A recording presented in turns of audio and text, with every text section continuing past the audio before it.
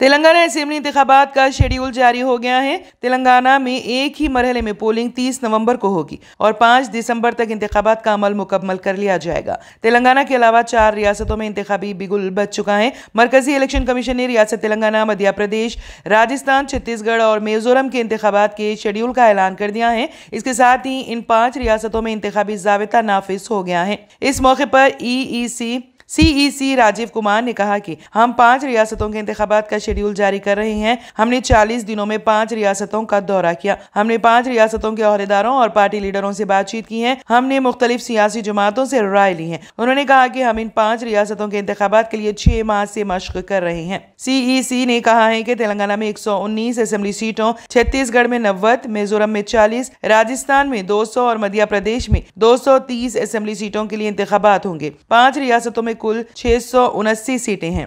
वाज़ेह है कि मिजोरम असेंबली की मुद्दत 17 दिसंबर, छत्तीसगढ़ की 3 जनवरी, मध्य प्रदेश की 8 जनवरी, राजस्थान की 14 जनवरी और तेलंगाना असेंबली की मुद्दत 18 जनवरी को खत्म होगी।